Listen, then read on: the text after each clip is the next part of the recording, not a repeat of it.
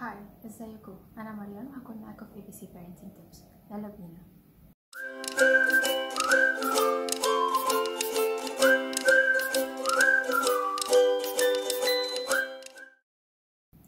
هل الخصام كعقاب في التربية صح ولا غلط؟ الخصام ما بيننا وما بين الطفل بيأثر على العلاقة الشخصية ما بيننا وما بين الطفل، لأنه مثلا لما بقوله إن أنا مش هكلمك النهاردة خالص ونتكلم بكرة، أو هنقعد نص اليوم ما نتكلمش وبعد كده نبقى نتكلم، ده بيأثر نفسيا على الطفل. بيحس إن هو مرفوض ومش محبوب في الوقت اللي هو عمل فيه غلط. علشان كده بابا وماما بعدوا عني لأن أنا وحش، علشان كده هما مش عايزين يكلموني. وده ممكن يخلي الطفل يبطل الحاجة الغلط اللي هو عملها علشان يتجنب الخصام بتاع بابا وماما، لكن مش عشان هو اقتنع ان اللي هو عمله ده غلط. ومع الوقت، مع كتر الخصام مع تكرار الموقف ده، هيبتدي يعمل الحاجات الغلط عادي وما يفرقش معاه خصام بابا وماما. علشان كده طريقة الخصام دي غالبا بتبقى ليها تأثير مؤقت وبعد كده بيروح تأثيرها. وبصراحة بقى الخصام ده شغل عيال قوي، يعني ما ينفعش اقول لابني لما يعمل حاجة غلط انت وحش انا مش هكلمك، يلا ابعد عني بعيد. ما خصمك وابعد عني انا مش طايقاك. طب ما راقب عيال بصراحة، يعني ازاي نكون احنا ككبار بنعمل معاهم كده وفي نفس الوقت في اوقات كتيرة جدا بنقول لهم عيب، احنا ما ينفعش نخاصم حد، احنا بنحب كل الناس.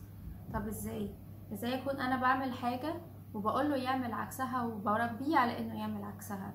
لازم التصرفات اللي انا بعملها تكون متطابقة مع الكلام اللي انا بقوله. مادام ما ينفعش ان احنا نخاصم حد وبنربيه ولادنا على ان احنا ما ينفعش نخاصم حد، يبقى احنا ما ينفعش خالص نخاصمهم.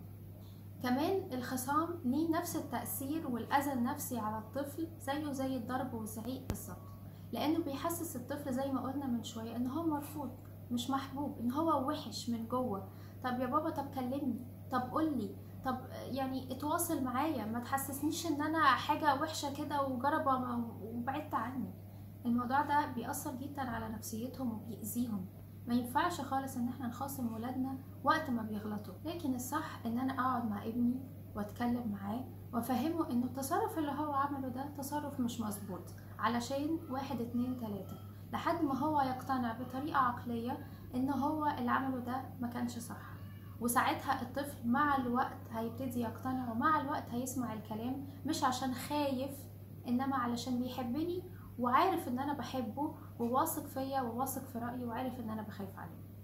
ومن فضلكم لو سمحتوا بلاش الخصام كعقاب في التربية، لان هو مؤذي جدا جدا لنفسية الاطفال، ومع الاسف مش effective لوقت طويل، انما هيبقى تأثيره لوقت قصير. واول ما يبتدوا يدخلوا على مرحلة المراهقة كل الحاجات اللي احنا عملناها دي هيروح تأثيرها تاني. ميرسي، بشوفكم الفيديو الجاي.